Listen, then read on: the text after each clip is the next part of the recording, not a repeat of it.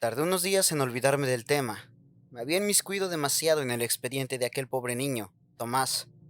El creerme o no lo escrito por mi abuelo, lo aparqué a un lado por el momento. Cuando me calmé, me propuse evaluar si era un caso real o simple delirio senil. Pero para mi sorpresa, aquel niño con nombres y apellidos sí que existió. No pude hallar qué fue de él, si seguía vivo o estaba muerto, pero sí pude averiguar que al crecer se metió en la iglesia. A la semana siguiente, después de comprobar todas las noches en mi armario y debajo de la cama como un niño pequeño, volví a la casa, esta vez a primera hora. No quería que se me volviera a hacer tarde y sugestionarme de nuevo.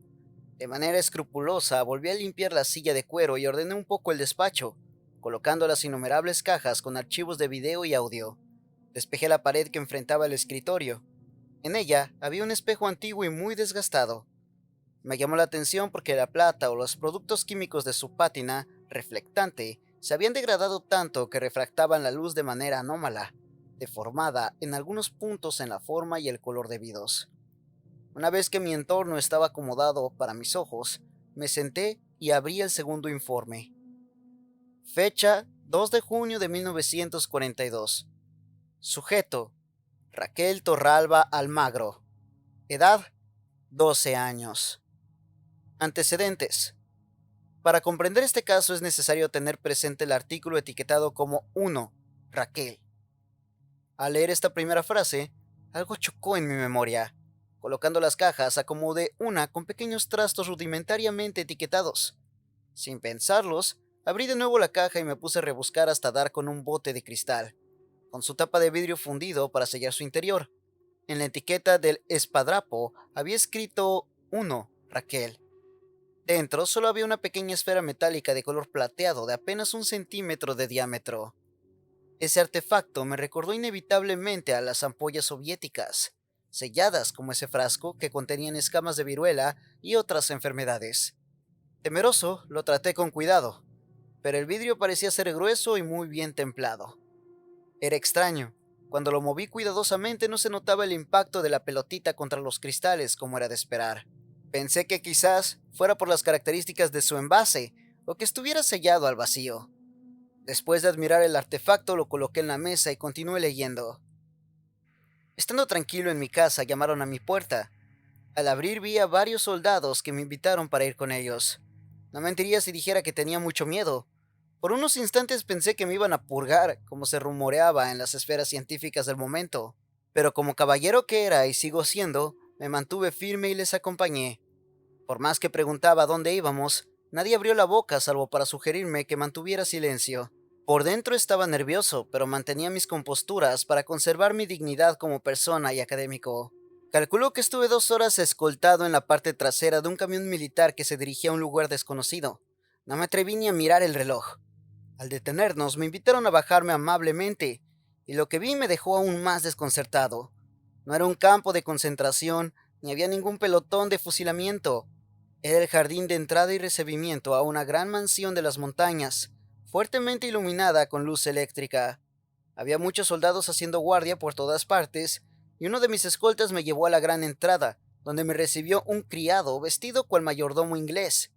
El vestíbulo de entrada estaba lleno de grandes pinturas y retratos de un alto general muy condecorado.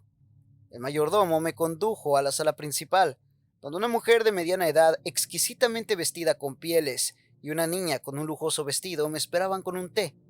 Sesión preliminar transcrita. Por razones de ética y seguridad no diré de quién era la causa o revelaré el nombre de los padres de la criatura, pero sí dejaré constancia que esa mujer era la viuda de un alto cargo militar, un héroe del régimen, y la niña era su única hija. Buenas noches, señor Serafín, dijo por fin la mujer invitándome a tomar asiento. Disculpe las horas, pero me han recomendado sus servicios como médico de la mente infantil. Buenas noches, señora, respondí cautelosamente, y coaccionado de algún modo por el escolta y la fría mirada del mayordomo que me servía el té. No se preocupe, como psiquiatra me veo en la obligación moral de ayudar a cualquier niño que lo necesite. Veo que su educación y fama le preceden pese a su escasa edad, señor Serafín. Así es, señora, respondí mirando a mi alrededor, aunque realmente estaba analizando de reojo la cara de la niña. Raquel era una niña delgada de pelos largos, con tirabuzones, Su blanca tez era fuertemente marcada por unas profundas ojeras que delataban algún tipo de problema con el sueño. Y dígame, señora, continuó hablando, ¿por qué requiere de mis servicios? La señora puso cara de pesadumbre y entrelazó los dedos. Es mejor que lo vea usted mismo, ya que nadie me cree. No entiendo, dije extrañado. La niña sentada en una silla al lado de su madre comenzó a poner cara de pesar. Transmitía terror. En segundos pensé muchas teorías que sin un estudio a fondo no eran más que eso, teorías.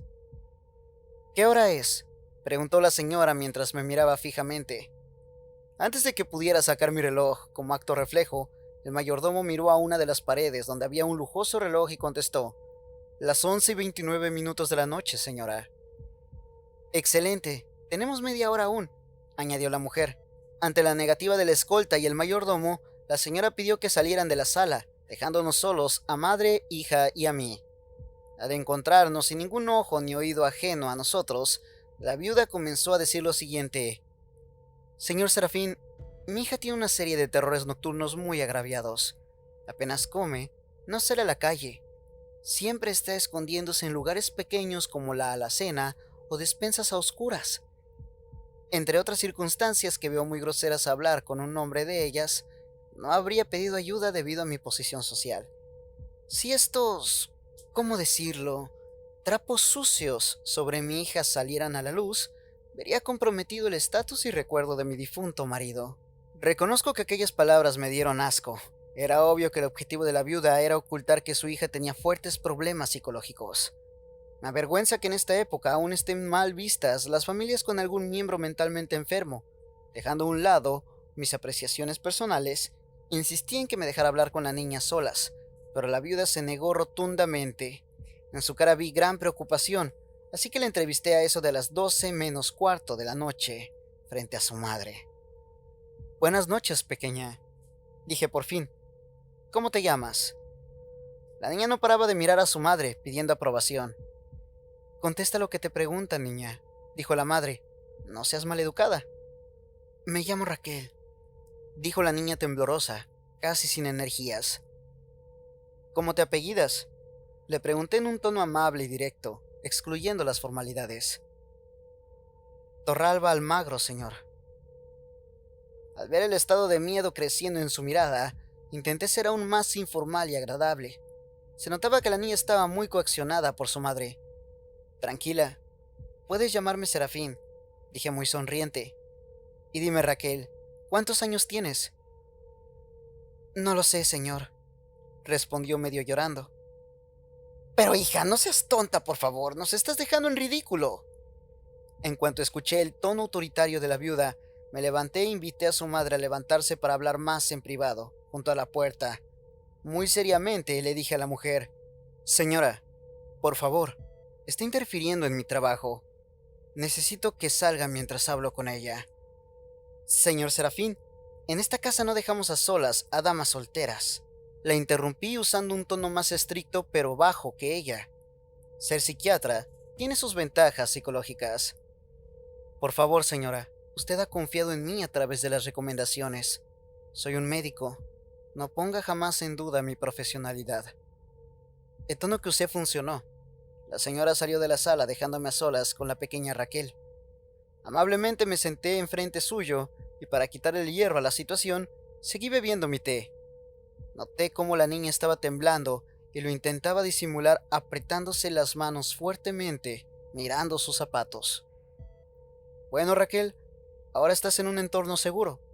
Tienes que saber que digas lo que me digas aquí, no se lo contaré a tu madre. Puedes confiar en mí, la dije, mientras observaba indirectamente a través del vapor que emanaba de mi taza. No, no es seguro, dijo la niña cada vez más temblorosa. ¿Por qué no es seguro, Raquel? Siempre me encuentran. La niña hablaba cada vez más bajito. Me costaba escuchar lo que decía, así que me fui inclinando hacia ella para escuchar mejor. ¿Quiénes te encuentran, Raquel? Los monstruos. Los monstruos. Los monstruos. Cuando me quise dar cuenta, la joven entró en un bucle con los ojos en blanco. Respiraba repetidamente y con intervalos cortos, víctima sin duda de un ataque de pánico que la hacía temblar en el sitio. El reloj en la pared empezó a dar campanadas indicando medianoche, asustándome de paso. Cuando devolví la mirada a la joven, ésta se había levantado. Tenía el cuello muy estirado mirando hacia arriba. Los músculos de su cara estaban tensos y deformados, con la boca muy abierta, mostrando toda su dentadura en una especie de grito mudo de horror. Creo que fue por el impacto, pero noté cómo me había quedado paralizado viendo esa escena. No pude ni gritar, ni moverme. Solo abrí los ojos muchísimo sujetando mi humeante taza de té, agachado en la silla para escuchar a la pobre niña que se estaba estirando exageradamente hacia arriba, poniendo sus zapatitos de puntillas, casi como una bailarina de ballet.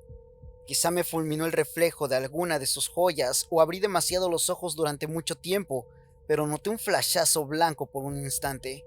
Recuerdo parpadear mucho, notaba las pupilas resecas, pero cuando centré la vista, Raquel estaba sentada en su sitio, mirándome con esas terribles ojeras, con los ojos humedecidos. Fue entonces cuando me dijo en un tono normal: «Por favor, doctor, ayúdeme».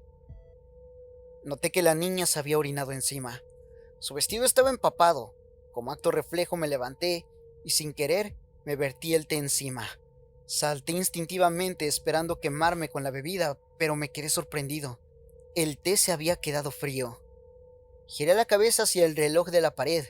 Eran las 12:15 de la noche. ¿Tanto tiempo había estado con Raquel sin darme cuenta?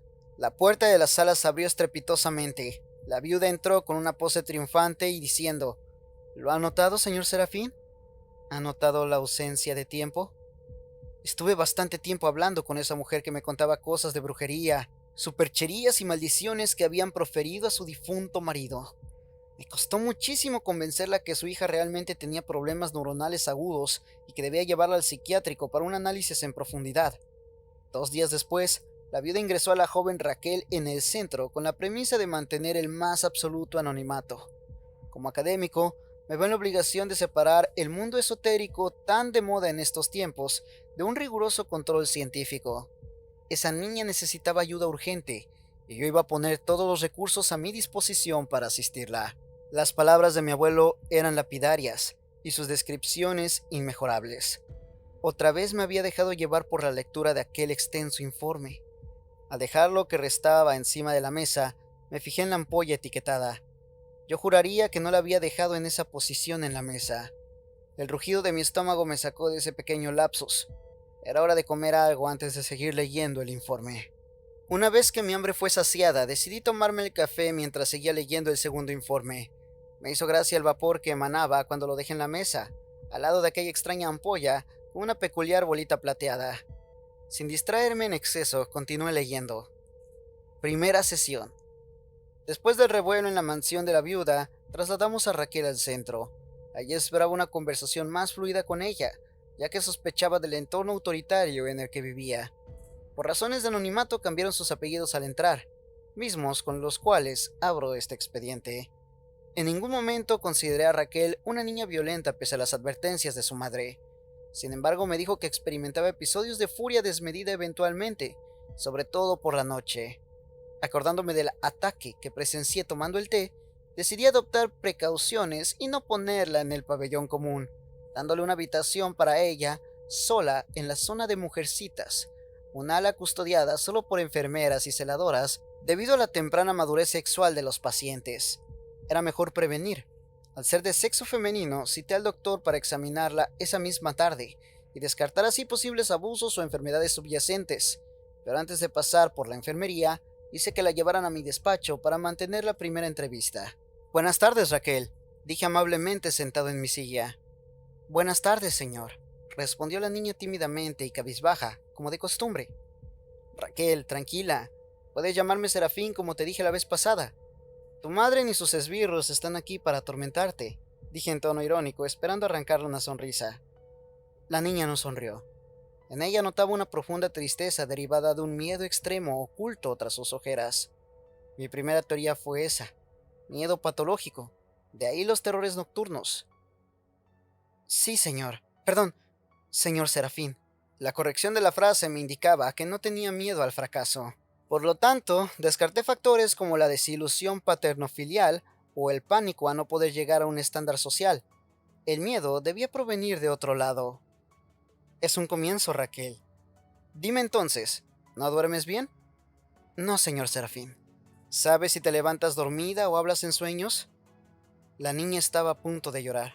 Sí, señor Serafín. Mi madre cierra a cal y canto las puertas de mi dormitorio porque dice que la asusto cuando aparezco en sitios donde no debería, vestida en camisón. Así que eres sonámbula. No, me cortó la joven. Ellos me dejan en esos lugares. ¿Ellos? Sí, los monstruos, los demonios. Ya empezaban a cuadrar las cosas. Tanto en mi mente como en mis notas, tenía cosas muy similares de niños con terrores y horribles visiones. Me aventuré a decantarme por un cuadro clínico próximo a la esquizofrenia paranoide infantil. Insistiendo en mi búsqueda de la verdad y viendo el tranquilo estado de la paciente, seguí con mi interrogatorio. Está bien, Raquel. Sabrás que no existen monstruos o demonios en el mundo real, ¿verdad? Estos sí existen, doctor. Normalmente son tres. Tienen la piel de color gris. Tienen 3 dedos en cada mano. Al ver que comenzaba a temblar involuntariamente de nuevo, la corté para que no lo siguiera recordando de manera tan explícita. De acuerdo. ¿Cuántas veces te han visitado? Desde siempre, señor. ¿De niña también te visitaban? Sí. Al principio tenían forma de cuento de hadas. Eran príncipes azules, el conejo de Alicia en el País de las Maravillas. Jugábamos mucho y me sentía segura. Según fui creciendo, iban siendo cada vez más grotescos, con los ojos grandes, muy altos y delgados. Quizás Raquel tenía un exceso de imaginación. ¿Siempre te visitan por la noche?, le pregunté. Sí, siempre ha sido así. Nunca me habían hecho daño. Nunca hasta... Hasta... ¿Hasta qué, Raquel? Es asqueroso y vergonzoso. Tranquila, recuerda que soy doctor en psiquiatría. La niña me miró con ojos llorosos y las manos muy apretadas la una contra la otra. No me hacían daño hasta que tuve la maldición de mujer, señor. No me podía creer que hubiera gente en esa época que aún llamaba a la menstruación femenina la maldición de la mujer. ¿Te refieres a la menstruación? Sí, contestó muy avergonzada. Mi madre dice que ya no soy pura, que soy una cosa asquerosa. Desde aquel día no me dejaba a solas jamás con ningún hombre. Paré la sesión en seco y pedí que la prepararan para la revisión médica. No iba a llevarla al extremo tan pronto. Esperé redactando mis notas en la enfermería junto al doctor. Comencé a conformar unas notas algo diferentes. Según lo observado por mí y los comentarios de la niña, es muy probable que la psicosis y el detonante de todo fuera la propia madre, aunque es posible que fuera víctima de abuso por parte de hombres y que ella los viera deformados como monstruos. Iba a ser un tema delicado. La descripción de la niña encajaba con las aberrantes conductas de los pederastas. Primero tratan bien a los niños hasta que los seducen. Después van incrementando y sexualizando gradualmente su juego hasta cometer la abominación del abuso a menores. El médico me iba a sacar de dudas. La niña entró con la enfermera asignada vestida con el camisón de revisiones correspondiente. Amablemente el médico retiró la cortina dejando ver la camilla donde la iban a auscultar.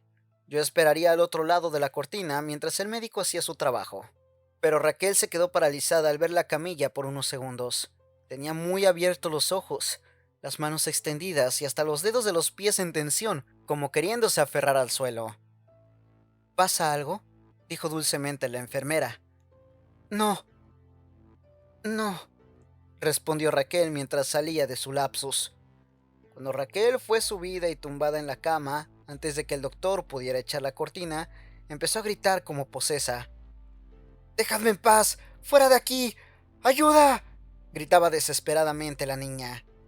Como si de un titán se tratase, sacó una fuerza sobrehumana y empujó tanto a doctor como a enfermera. Estaba tan aterrorizada que intentó huir, pero pude detenerla. La niña pataleaba, golpeaba y me mordía. Notaba su corazoncito a través de su espalda por lo rápido y fuerte que latía. Esa niña tenía un episodio de miedo extremo. Entre el doctor y la enfermera consiguieron inyectarle un sedante fuerte que la dejó dormida en mis brazos. Después de tumbarla en la cama y que la enfermera me vendara las heridas de mis brazos, fruto de los violentos mordiscos de Raquel, decidimos que era el momento idóneo para auscultarla. Pacientemente esperé al otro lado de la cortina. Orienté al doctor y la enfermera que estudiaran detenidamente su zona pudenda debido a mi teoría de los abusos, pero fue en vano. El doctor dijo que la niña aún conservaba su virginidad, que estaba en edad de sus primeras menstruaciones y que, pese a la delgadez y las ojeras, jamás había visto una niña tan sana. Mi teoría se tambaleaba. Pedí al doctor que la examinara más a fondo. Algo debía haber desencadenado esos terrores extremos. Lo único extraño que había en el cuerpo de la niña eran unas peculiares cicatrices que me invitó a ver. Era extremadamente curioso, una verdadera anécdota médica. Raquel estaba tumbada boca abajo inconsciente en la camilla. A ambos lados de su columna vertebral había pequeñas cicatrices simétricas, flanqueando cada vértebra. El doctor me dijo que había estudiado escrupulosamente su historial y en él jamás constaba ningún tipo de intervención, y menos tratamientos de cualquier índole en la columna. La mirada del doctor fijándose en el cuello de Raquel me intrigó, pero antes de que pudiera preguntarle nada, se puso a examinar la nuca de la paciente. Las heridas subían por debajo del cuero cabelludo hasta la coronilla. «Cielo santo», dijo el médico. «Toque aquí». Temeroso y con cuidado, ya que hacía tiempo que no interactuaba físicamente practicando la medicina, introduje mis dedos entre los tirabuzones de la niña, palpando su nuca. Esas cicatrices estaban más abultadas. Había algo debajo de ellas. El doctor apretó con los dedos, las que tenía a ambos lados de la columna vertebral, confirmando que había pequeños cuerpos extraños alojados bajo cada cicatriz. Según las recomendaciones, mandamos un telegrama al hospital para que nos llevaran una máquina de rayos X. Había que radiografiar a la pobre criatura. Debido a la delicadeza y la posición social de la madre de Raquel, no pusieron ninguna objeción. La máquina llegaría mañana a mediodía sin falta. Estaba tan agotado que me quedé dormido en mi despacho esa tarde. Por fuerza mayor, lo que describiré a continuación tuvo que ser una pesadilla y como tal, lo contaré porque no encuentro explicación racional. Soñé que me despertaba en la mesa de mi despacho. Desorientado miré mi reloj. Quedaban 10 minutos para que dieran las 12 de la noche. Unos gritos lejanos me espabilaron y en mi sueño fui a buscarlos por el psiquiátrico. Esos alaridos y discusiones me condujeron al ala de mujercitas, donde una enfermera estaba regañando a Raquel. «¿Qué pasa aquí?», pregunté enfadado. «La niña ha roto la ventana de su habitación, doctor Serafín». «¿Es eso cierto?», le pregunté seriamente a Raquel. «Sí, señor. Fuera había un monstruo. Le he tirado la silla para espantarlo». «Fuera solo había búhos y lechuzas que la asustaron, doctor. Yo las vi salir volando con el estruendo de los cristales». «No es cierto», contestó Raquel furiosa. «Vi sus ojos brillar entre los árboles. Hoy vienen a por mí». La niña comenzó a estirarse de nuevo. Puso los ojos en blanco como la vez pasada, ahí, en medio del pasillo. Como estaba soñando, pensé en mi ridículo razonamiento onírico que podía evitar tener de nuevo otra sustracción de tiempo, así que instintivamente me mordí el lado derecho de mi lengua hasta sangrar. El dolor repentino me espabilaría. Aquel sueño se tornó por fin una pesadilla. La enfermera estaba paralizada con los ojos muy abiertos, y Raquel comenzaba a levitar lentamente por el pasillo, con la boca extremadamente abierta como la vez pasada. Yo notaba los efectos de la parálisis, pero la autolesión que me provoqué hizo que me reconectaran mis músculos. Raudo, agarré a la niña justo antes de que saliera levitando por la ventana. Fuera había una luz intensa en el cielo que me cegaba la mirada directamente y soplaba un viento feroz. De la nada saqué fuerzas, consiguiendo sujetar con éxito a la niña que no paraba de arrastrarme hacia la ventana. «¡No te llevarán! ¡Hoy no!», gritaba con mi boca ensangrentada. En plena batalla onírica, alguien, o más bien algo, puso su mano en mi hombro. Al girar mi cabeza vi lo más horrible que mis ojos hayan visto jamás.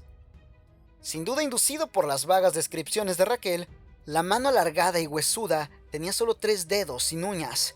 Era de un color gris apagado.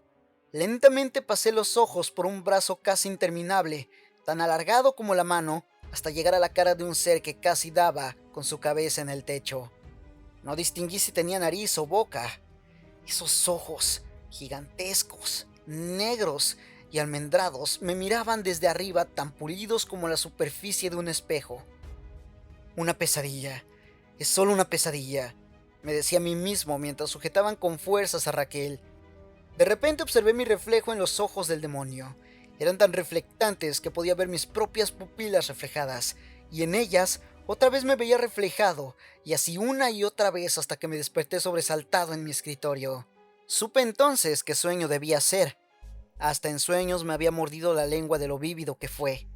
Me aseé en los vestuarios de los celadores y fui a desayunar con los niños en el comedor común.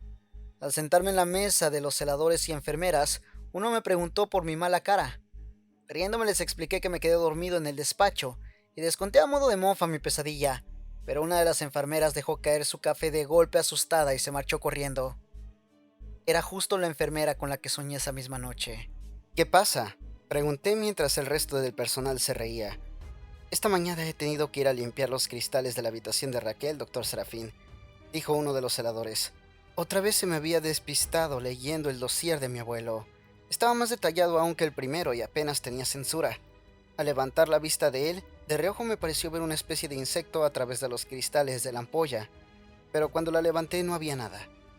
Dentro seguía estando la misma bolita plateada. Eran las 10 de la noche, pero no me iba a ir de ahí sin acabar de leer el documento. Necesitaba estirar las piernas, y por no subir la escalera para salir del lúgubre despacho vintage, me limité a dar un par de vueltas mientras estiraba. Tanta información estaba socavando mis neuronas, y por supuesto, mi paciencia. ¿Todo lo que mi abuelo decía era verídico? Según las cosas que mi madre me iba contando según crecí, apuntaban a que mi abuelo era muy pulcro y fidedigno con sus notas. Cierto es que los informes eran ediciones posteriores, una recopilación de datos más antigua, por lo tanto no tenía manera de averiguar su autenticidad, aunque no me imaginaba a mi abuelo gastando una broma académica tan elaborada. Ni siquiera lo visualizaba gastando alguna broma. Con esos pensamientos de relax, me volví a sentar. Esta vez coloqué frente a mí la ampolla con la bolita plateada. No quería que mi imaginación me siguiera haciendo jugarretas. Segunda sesión. Esa misma mañana, llegó un camión con una moderna máquina de rayos X. Estaba empaquetada en una gran caja de madera con zonas bastante ennegrecidas. Creyendo que era algún tipo de moho, a mi parecer un detalle bastante insalubre para los derroteros de la medicina, fui enfurecido a hablar con el técnico que vino junto al envío. El joven, un médico en prácticas, dijo que las marcas negras eran por causa de la radiación residual. Enseguida se me vinieron a la cabeza los estudios de Marie Curie y del polonio, descubierto hace apenas unas décadas.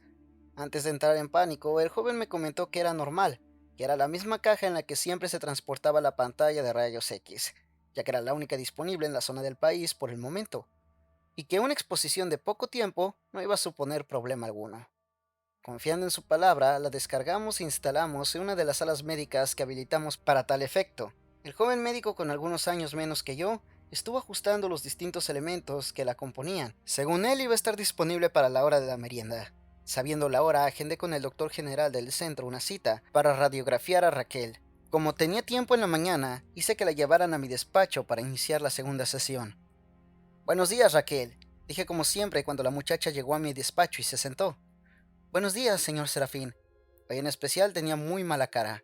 Podía notar algo extraño en su mirada cabizbaja.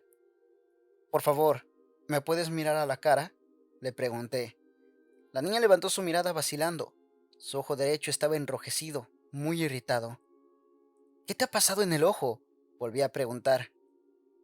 No lo sé, respondió la joven muy secamente. ¿Tienes algún tipo de alergia? No, señor Serafín.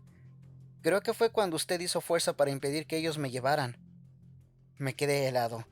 ¿Es posible que no soñara esa estrambótica locura de la noche anterior? ¿A qué te refieres, Raquel? Lo sabe perfectamente, señor. Estaba ahí reteniéndome.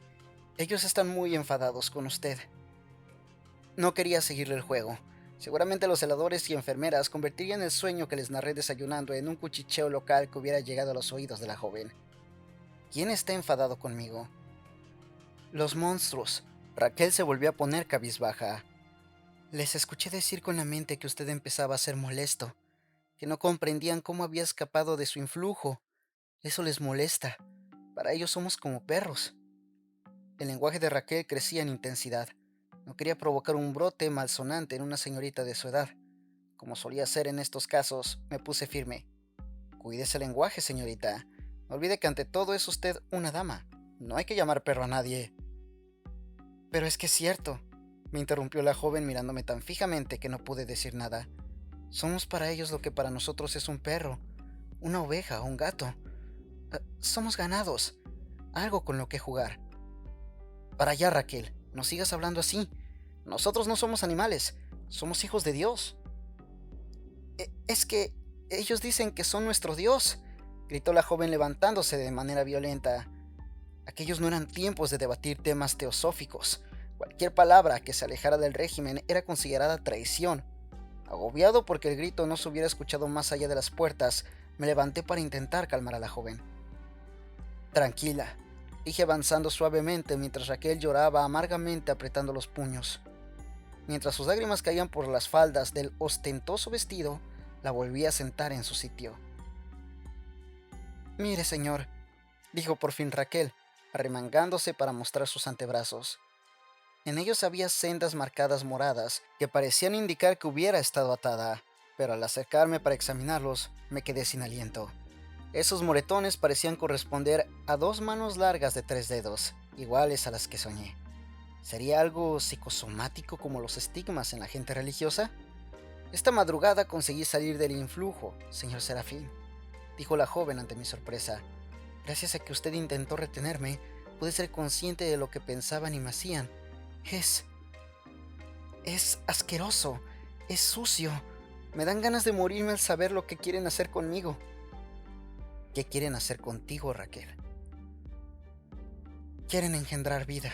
Fue extraño. Estaba hipnotizado viendo la rojez de los ojos en Raquel y su férrea convicción mientras hablaba. La joven estaba tan alterada que pude ver cómo sus venas se hinchaban bajo su piel de manera exagerada, mientras no movían ni un solo músculo. Sus vasos capilares bombeaban su sangre tan fuerte que se notaba el color azulado de las venas, pero lo hacían de manera anómala. Era casi como si estuvieran pequeñas serpientes bajo la piel. No sé cuánto tiempo estuve observando aquel efecto hipnótico, pero ni siquiera aparté la vista. En ese instante de máxima tensión, alguien llamó a la puerta de mi despacho. Me había dejado llevar por el sujeto. Mi actitud no era profesional. Raquel no dejaba de ser una paciente. Una vez salí de mi lapsus, fui a ver quién llamaba. La máquina ya estaba lista. Me volví a extrañar. ¿Qué hora era? Sin darme cuenta, dejé pasar el tiempo encerrado con Raquel. Nos habíamos saltado el almuerzo. Ya eran las 5 de la tarde. Hora de chequear a la paciente con la máquina de rayos X. Sin perder más tiempo, ordené a las enfermeras que prepararan a la joven y la llevaran a la sala donde la esperé junto al médico principal y el que iba a operar la máquina, el cual nos dio unas instrucciones de precaución y seguridad. Ese modelo era un potente emisor de rayos X, que reflejaba un gran apantallamiento de 1,40 m de alto por 1 de ancho, que no dejaba de ser más que una lámina opaca de material radiosensible. Según el técnico, no debíamos irradiar a la joven que se colocaría detrás de dicha pantalla, en un cubículo cerrado, más de 5 minutos. El técnico preguntó entonces al médico principal la profundidad a la que quería observar, y este le respondió que tenían que analizar unas anomalías alojadas en la superficie de la columna vertebral y la nuca. Vi claramente que el técnico sacó un papel para hacer una serie de cálculos para ajustar manualmente una ruleta en uno de los laterales de la máquina. Me figuré que la perilla regulaba la potencia con la que se quería irradiar. En apenas unos minutos llegó Raquel. Las enfermeras la desnudaron, la introdujeron en el cubículo y el técnico lo cerró ajustando la pantalla radiosensible que hacía las veces de puerta. Yo no comprendía exactamente cómo íbamos a ver en esa pantalla opaca el interior de la joven, pero el médico principal ya había trabajado con algún engendro tecnológico similar. Sabía perfectamente dónde buscar e identificar las anomalías. La primera sesión durará 5 segundos, dijo el técnico empuñando una palanca en la lateral de la máquina. ¿Están listos, caballeros? Las enfermeras estaban lo más apartadas posible. Tanto el médico principal como yo estábamos a escasos centímetros de la pantalla opaca. Cuando el técnico accionó la palanca, una luz intensa hizo visible lo invisible. El material radiosensible se iluminó para dejar ver los huesos de Raquel y el perfil de sus músculos y órganos. Yo no sabía exactamente qué estaba viendo. Me avergüenza decir que la anatomía jamás fue uno de mis fuertes, pero entre tanta entraña se distinguían unas bolas que brillaban con más intensidad alojadas a lo largo de la columna. «Santo cielo», dijo el médico principal. Pero antes de que pudiera preguntar nada, el técnico desconectó la máquina. «¿Qué ha visto, doctor?», exclamé al ver su cara de sorpresa. «Tiene un cuerpo extraño alojado en la zona de las caderas. Hay que repetir la radiografía, pero de perfil, para hacer un mapa de profundidad». «¿Es como una de esas bolas brillantes?», pregunté sorprendido. «Es algo mucho más grande, con el tamaño de una nuez. Diría que está alojado en su útero, pero no sabría decir si no la radiamos de nuevo». En ese instante, Raquel se desplomó dentro del cubículo. El técnico la abrió rápidamente mientras las enfermeras se acercaron con celeridad. Estaba mareada y desorientada. «A veces pasa», dijo el técnico, «aunque no es común tener náuseas hasta pasadas unas horas de la radiografía». Raquel se terminó por desplomar de rodillas en el suelo y vomitó. Me dio la sensación de que expulsó por su boca algo más que vómito. Algo vivo que, como un pequeño ciempiés plateado, fue a morir en el vómito, desintegrándose en apenas unos instantes y fundiéndose con él. En cuanto la niña se recuperó y fue limpiada por las enfermeras, casi teniéndola que obligar a ello, la volvimos a introducir en el cubículo, esta vez colocada de perfil. «Ahora necesitamos 20 segundos a más potencia», le dijo el doctor principal al técnico, que no tardó en reajustar la ruleta de intensidad y colocarse de nuevo en la palanca. El segundo choque fue aún más luminoso. Dos pequeñas esferas blancas se veían con más claridad, pero parecía ver menos. Debido a la escasez de tiempo, dirigí mis ojos raudos hacia la zona uterina. Efectivamente, ahí se alojaba un cuerpo extraño, también esférico, de unos 2 centímetros de diámetro. «¿Es una calcificación?», pregunté al doctor. «No», respondió al acto. «Es un cuerpo metálico». «¡Estate quieta, niña!». Raquel empezó a moverse y convulsionar dentro del cubículo. Las esferas plateadas parecían estirarse y bailar. El técnico iba a detener el proceso porque se cumplieron los 20 segundos, pero el médico le sostuvo el brazo. Tenía los ojos muy abiertos mirando el cuerpecito de Raquel, que parecía tener pequeñas serpientes en su interior. «Los rayos X estaban disolviendo los cuerpos extraños», dijo el doctor sin apartar la mirada. «No podemos irradiarla mucho más», dijo preocupado el técnico. La joven comenzó a gritar de dolor. Se movía tanto que yo no podía distinguir nada, solo a Raquel temblando dentro y viendo cómo se volvía a estirar. Supe al instante que le iba a tener otro ataque con su grito mudo, viendo cómo estiraba el cuello por encima del cubículo y ponía sus ojos en blanco. «¡Nos estamos irradiando nosotros!», gritó el técnico antes de paralizarse. Ya había vivido aquella situación. Desconocía si fue en sueños o en la realidad, pero sí sabía que el dolor podía sacarme de ese tiempo perdido. Me volví a morder la lengua, abriendo la llaga que me provoqué con anterioridad. Empecé a notar un sabor metálico, y no por mi sangre. Quizás fueron los efectos secundarios de la radiación, según había leído. De hecho, mis tímpanos repiqueteaban en un tono muy agudo e intenso. Afectado por los rayos X, miré a mi alrededor. Todos estaban paralizados menos yo. Raquel se estaba poniendo de puntillas dentro del cubículo.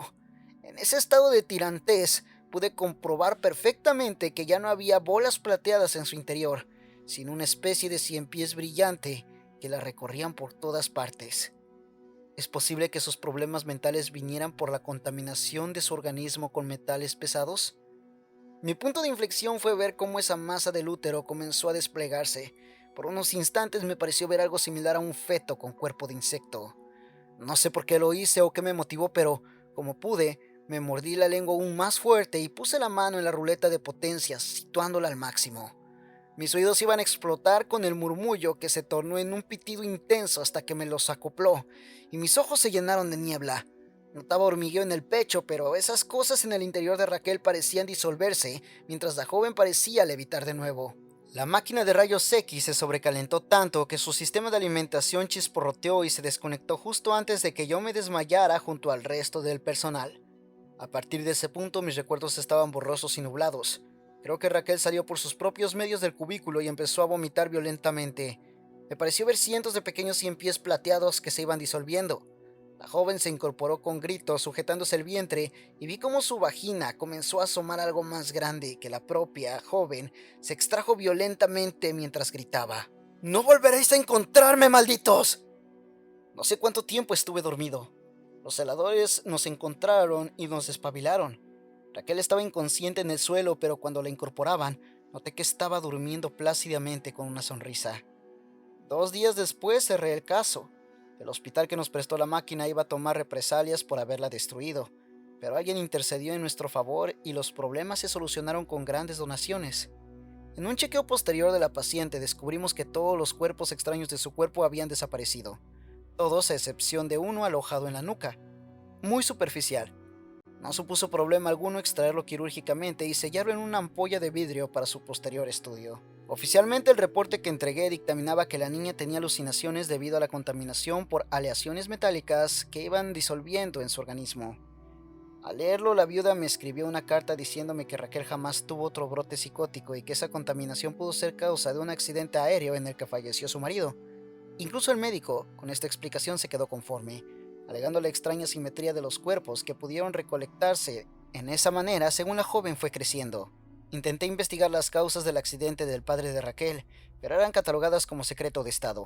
Extraoficialmente conseguí embriagar a un alto cargo en una reunión de copas, y fugazmente me comentó que un objeto volador extraño y brillante fue la causa de tal accidente.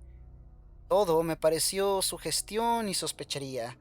Sin embargo, cada vez que he intentado estudiar a la bola plateada, me daba la sensación de que dicho artefacto cobraba vida siempre que no lo estuviera mirando directamente.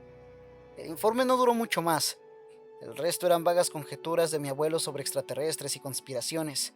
Eran casi las 12 de la noche y me dispuse a regresar a mi casa. Al ir a subir por la escalera, algo llamó mi atención de nuevo. Era la dichosa ampolla de cristal. Esta vez sí que vi algo en su interior a través del viejo espejo. Parecía un 100 pies plateado, pero cuando giré la cabeza de golpe, solo vi en la distancia aquella bolita plateada.